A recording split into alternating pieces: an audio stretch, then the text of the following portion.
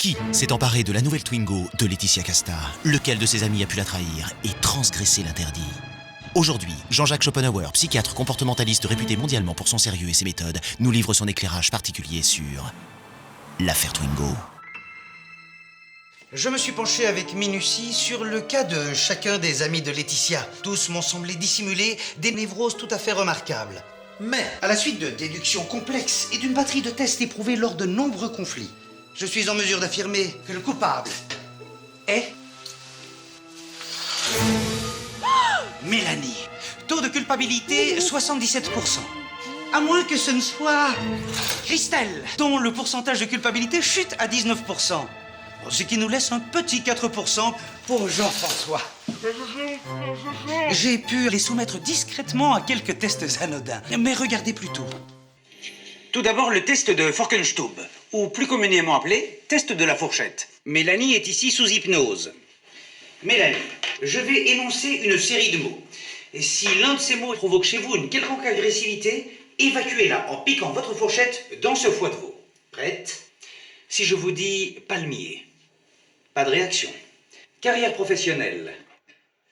Si je vous dis 9 octobre 1998, lors du casting du film L'Héritière, Laetitia Casta vous accompagne pour vous donner la réplique et obtient le rôle à votre place. Le film est un immense succès et lance la carrière de Laetitia. C'est QFD. Pulsion vengeresse à caractère monomaniaque. Mélanie serait prête à tout pour vous priver de quelque chose qui vous est cher. Votre nouvelle Twingo, par exemple. Quant à Christelle, il ne m'a pas fallu très longtemps pour découvrir qu'elle souffrait d'un léger trouble de la personnalité. Christelle est ici sous hypnose. Un test simple va nous prouver qu'à l'évidence, Christelle souhaite prendre la place de Mademoiselle Casta.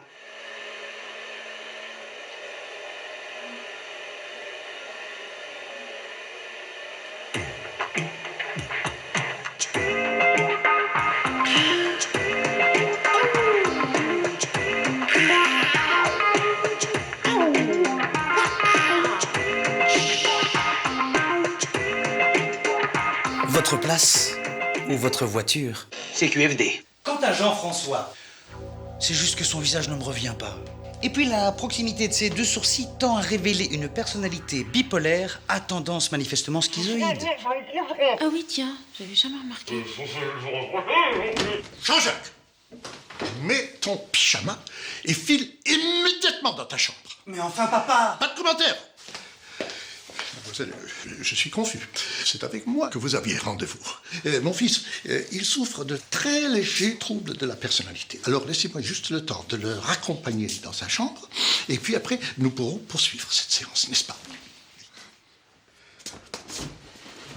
Nos amis névrosés sont libres grâce au courage de l'intrépide Laetitia. Mais dans cet océan de folie, n'y avait-il pas quelques gouttes de lucidité? Le professeur Petite sirène, et son fils, parfois malgré un comportement légèrement délirant, porte-chantelle affriolant, n'ont-ils pas entreaperçu une part de la vérité? Pauvre petit poisson rouge menotté. Et ramené en leurs étranges filets au moins un des coupables? À l'occasion. La réponse à toutes ces questions bientôt sur l'affaire-twingo.com. Ça serait possible de le garder. Moi, je préfère pas ça à mon père.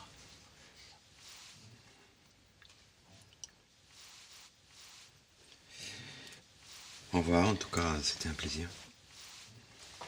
Merci.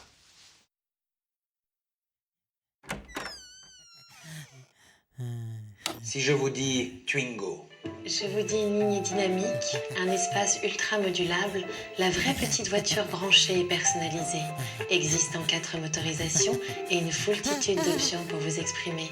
Je vous dis Twingo, la complice de votre personnalité. vraiment.